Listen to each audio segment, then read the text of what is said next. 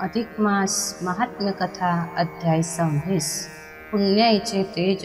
श्री गणेशाय नमः। श्री सरस्वत्यै नमः। श्री गुरुभ्यो नमः। ओम नमो भगवते वासुदेवाय।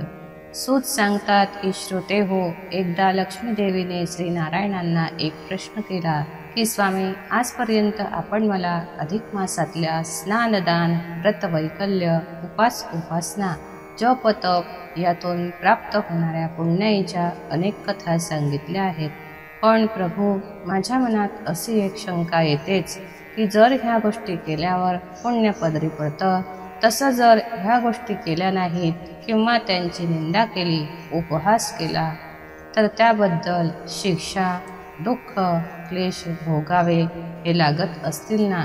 तेव्हा एकदम हसत प्रभू म्हणाले, आलं माझ्या लक्षात देवी। आता या अध्यायात मी तुला जी कथा सांगणार आहे त्या कथेतून तुला तुझ्या प्रश्नाचे उत्तर हे नक्कीच मिळेल। असे म्हणून त्या कथा श्रवणाचे कुतूहल लक्ष्मी देवीच्या मनात जागवीत नारायण तिला सांगू लागले। पूर्वी पृथ्वीवर एक धार्मिक, उदार, ईश्वरनिष्ठ, प्रजादक्ष, पराक्रमी असा राजा होऊन गेला। त्या राजाचे नाव होते वीरबाहू। त्या राजाला एक अत्यंत रूपवान अशी पत्नी होती। तिचे नाव राणी यशोमती। राणीला आपल्या रूपाचा, सौंदर्याचा, श्रीमंत आणि वैभवाचा मोठा गर्व होता।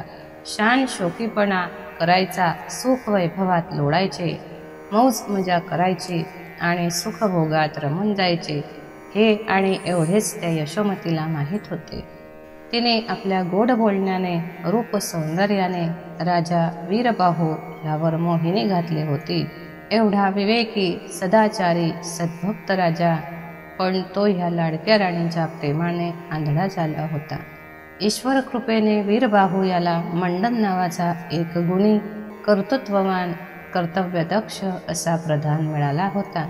आपल्या नगरीचा सर्व कारभार हा प्रधानाकडे सोपवून राजा मात्र केवळ यशोमतीच्या नादाने सुखभोगातच अधिक रमत होता। त्या गुणी मंडन नावाच्या प्रधानाची पत्नी गुणवती ही सुद्धा काही कमी रूपवान नव्हती, पण ती सुशील, सात्विक, सदाचारी, ईश्वरभक्त आणि सश्रद्ध होती। पुढे जेव्हा अधिक महिना आला तेव्हा ती गुणवती राणी यशोमतीकडे गेली। त्या दोघींच्या बऱ्याच गप्पा गोष्टी झाल्या। बोलता बोलता अधिक मासाचा विषय निघाला। तेव्हा गुणवती त्या यशोमती राणीला म्हणाली, राणी सरकार, आता लवकरच अधिक मास येतो आहे। या पुण्यकारक, शीघ्र फलदायी मासात आपण दोघी मिळून काही पुण्यकर्म करूया। स्नान, दान, व्रत वैकल्य केल्याने या अधिक मासाचे देवता भगवान पुरुषोत्तम हे आपल्यावर प्रसन्न होतील आणि आपल्या जन्माचे खऱ्या अर्थाने सार्थक होईल। गुणवतीचा तो सल्ला मात्र राणी यशोमतीला पटला नाही। उलट ती गुणवतीला म्हणाली, अगं गुणवती, आपल्याला काय कमी आहे म्हणून आपण ती व्रते, दाने, स्नान इत्यादी करायचे? आपल्याला सुंदर रूप सौंदर्य आहे, धनसंपत्ती आहे, राजवैभव आहे, मग आपल्याला त्या अधिकातल्या पुण्याची गरज ती काय?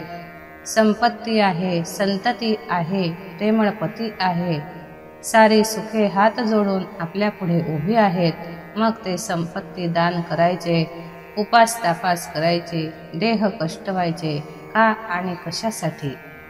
यशोमती राणीने तो अधिक मासाचा केलेला उपहास, त्या व्रतवैकल्य, उपास आणि उपासनेला ठेवलेली नावे, ह्या सर्वांचा गुणवतीला मनोमन राग आला।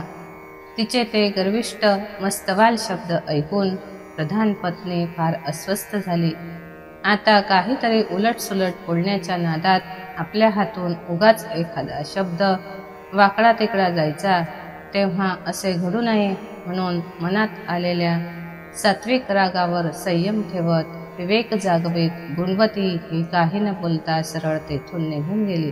इकडे यशोमती राणीला आपली सरसी झाली असा आणखी एक गर्व झाला। पुढे खरोखरच जेव्हा अधिक मास प्रारंभ झाला तेव्हा प्रधान पत्नी गुणवती ही नित्य स्नानदान, व्रतवैकल्य हे मोठ्या निष्ठेने करून आपल्या पदरी पुण्य जोडू लागली। तर राणी यशोमती हिने अधिक मासाचे एकही व्रत केले नाही, स्नाने केले नाहीत, अन्न वस्त्र धन यांचे दान केले नाही. इतकेच काय, पण साधी नामस्मरणासारखी साधी सोपी उपासना पण केली नाही. ती सदैव सुख विलासातच लोळत राहिली. उलट ज्या स्त्रिया अशी पुण्यकर्मे करीत राणी त्यांची अवहेलना चेष्टा कुचेष्टा करू लागली आणि अखेर व्हायचे ते झाले. तिकडे अधिक मासातली सर्व व्रतवैकल्ये केली, दाने दिली, स्नाने केली, आरोग्याचे सर्व नियम हे सश्रद्धेने पाळले, म्हणून गुणवतीला सात्विक तेजाची प्राप्ती झाली. तिची अंगकांती उजळली आणि तिच्या मुखकमलावर तेज झळाळू लागले. तर या सर्वांविरुद्ध वागणारी, त्या पुरुषोत्तम मासाची अवहेलना करणारी, पुण्यकर्मांना नावे ठेवणारी, त्यांचा अनादर कुचेष्टा निंदा करणारी यशोमती राणी मात्र अनारोग्याला बळी पडली. तिची प्रकृती बिघडली. एका भयानक तापाने तिच्या अंगाचा दाह होऊ लागला. घशाला कोरड पडली, जीभ पांढरी पडली, डोळ्यातले तेज नाहीसे झाले, चेहरा पार काळवंडून गेला आणि राणी अंथरुणाला खिळून पडली.